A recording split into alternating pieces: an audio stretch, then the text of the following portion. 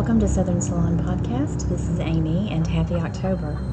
173 years ago, this week, the first week of October, on October 7th, Edgar Allan Poe died under mysterious circumstances. So I thought I would share an article with you that I published a couple of years ago about a visit to the Poe house in Baltimore, which was the last place he lived before his passing. And then I've got a treat for you following that, an interpretation of The Raven by Brock Davidson. Hope you enjoy. There are two places I always look for when I visit cities: an interesting graveyard and a literary site. The Poe house in Baltimore and his nearby grave have both. While Poe lived in several places like Richmond, Boston, Philadelphia, and New York, his home at 203 Amity Street is significant because he was staying here when he collapsed in a local tavern wearing someone else's ratty clothes and taken to a hospital. He died 4 days later on October 7th, 1849. Since his beginnings are also in Baltimore, the city represents bookends to Poe's life. The house itself is tiny inside but well preserved. It sits at the end of a row of apartments. Just inside, there's a charming gift shop with all things Poe and a timeline of Poe's literary life in Baltimore. He lived here for 3 years with his young wife, Virginia Clem, and her mother, leaving in 1835 and moving with Virginia to Richmond. The rooms are small, with low ceilings, and the house is as narrow inside as it appears on the outside. It's hard to believe 5 people lived here together. Virginia's mother, grandmother, and cousin also lived there.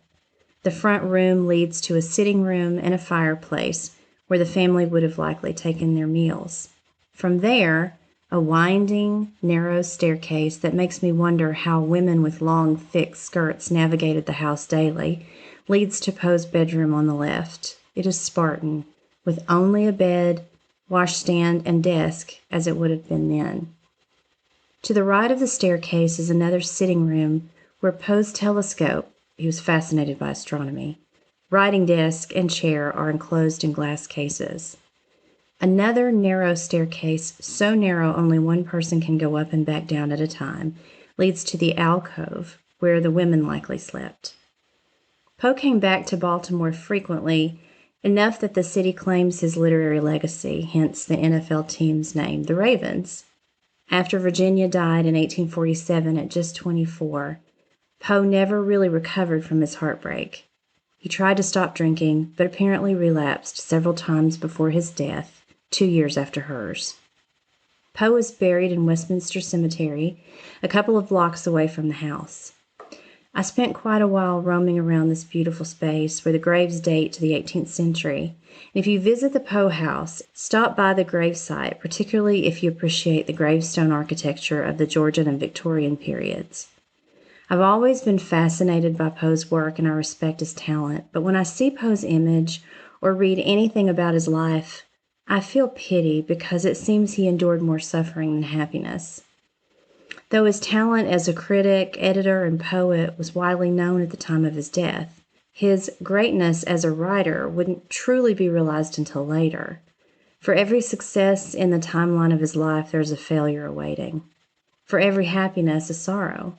It seemed like he had more than his share of that, and yet his work is taught in schools among the classics of great literature, and he's known as one of the first to write science fiction, and a professional team bears the name of his most famous poem. What would he think of all that?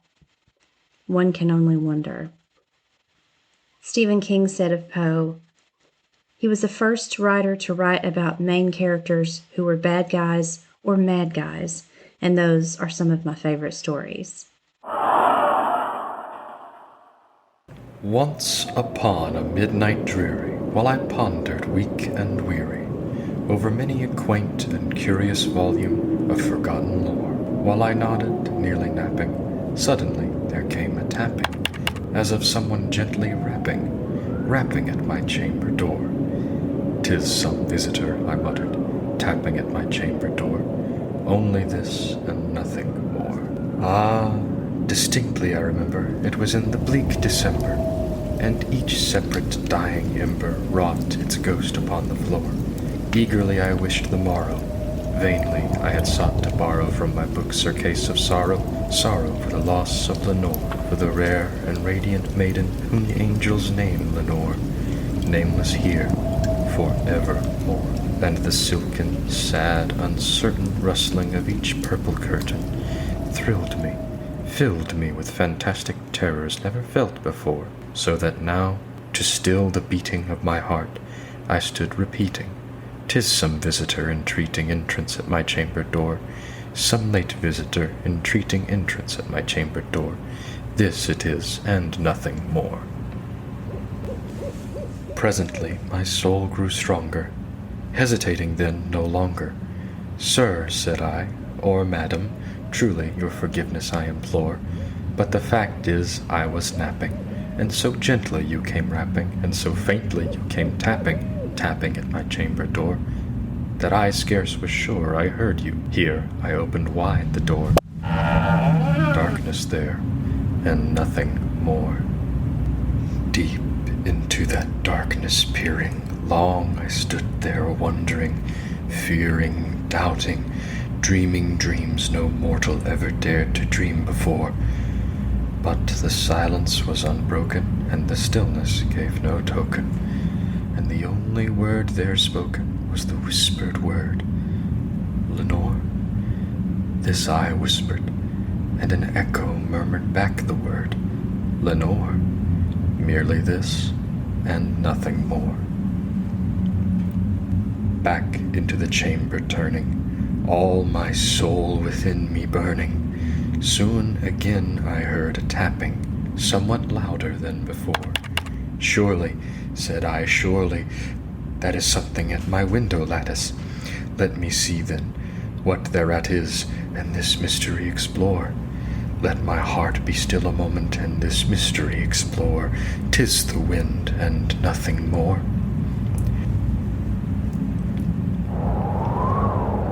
Open here I flung the shutter, when with many a flirt and flutter in there stepped a stately raven of the saintly days of yore. Not the least obeisance made he, not a minute stopped or stayed he, but with mien of lord or lady, perched above my chamber door, perched upon a bust of Pallas just above my chamber door, perched and sat, and nothing more.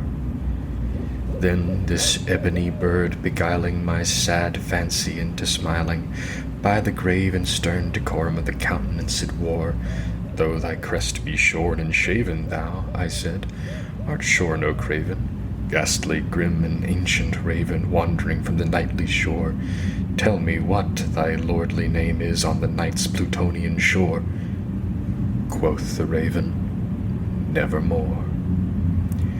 Much I marveled this ungainly fowl to hear discourse so plainly, though its answer little meaning, little relevancy bore. For we cannot help agreeing that no living human being ever yet was blessed with seeing bird above his chamber door, bird or beast upon the sculptured bust above his chamber door, with such a name as Nevermore.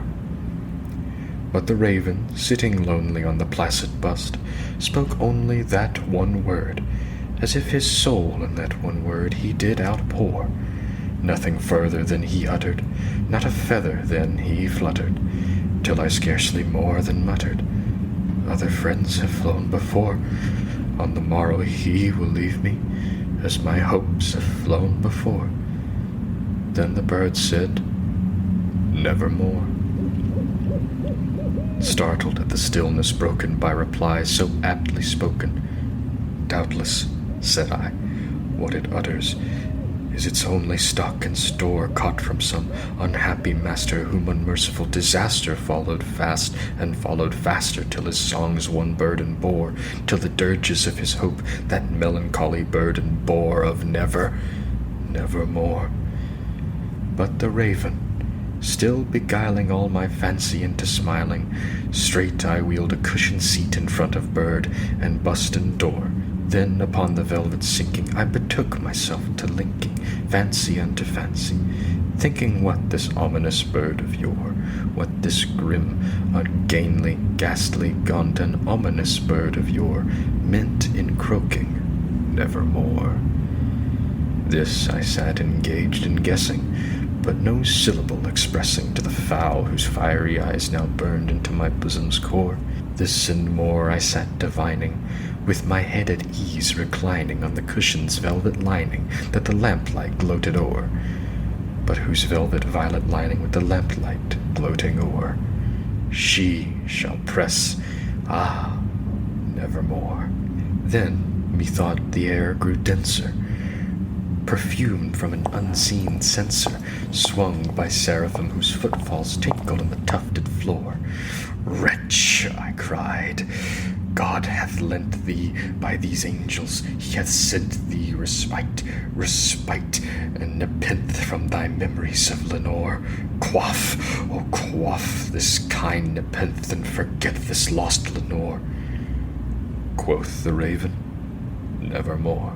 Prophet, said I, thing of evil, prophet still, if bird or devil, whether tempter sent or whether tempest tossed thee here ashore, desolate yet all undaunted, on this desert land enchanted, on this home by horror haunted, tell me truly, I implore, is there balm in Gilead? Tell me, I implore. Quoth the raven, nevermore. Prophet, said I, thing of evil, prophet still, if bird or devil, by that heaven that bends above us, by that God we both adore, tell this soul with sorrow laden, if within the distance Aden it shall clasp a sainted maiden, whom the angels name Lenore, clasp a rare and radiant maiden, whom the angels name Lenore. Quoth the raven, nevermore. Be that word our sign of parting, bird or fiend, I shrieked upstarting. Get thee back into the tempest and the night's Plutonian shore. Leave no black plume as a token of that lie. Thy soul hath spoken. Leave my loneliness unbroken. Quit the bust above my door. Take thy beak from out my heart, and take thy form from off my door. Quoth the raven, nevermore. And the raven, never flitting, still is sitting on the pallid bust of Pallas just above my chamber door. And his eyes have all the seeming of a demon's that is dreaming, and the lamplight o'er him streaming throws his shadow on the floor. And my soul from out that shadow that lies floating on the floor shall be lifted nevermore. Can't get enough of the Raven? Then check out the Raven-inspired jewelry at Ivy Attic Company on Etsy. There you'll find rotating crescent moon pendants with a sketch of a raven on one side and the words "Quoth the Raven" and "Nevermore" on the other, encased in glass. Ivy Attic CO on Etsy.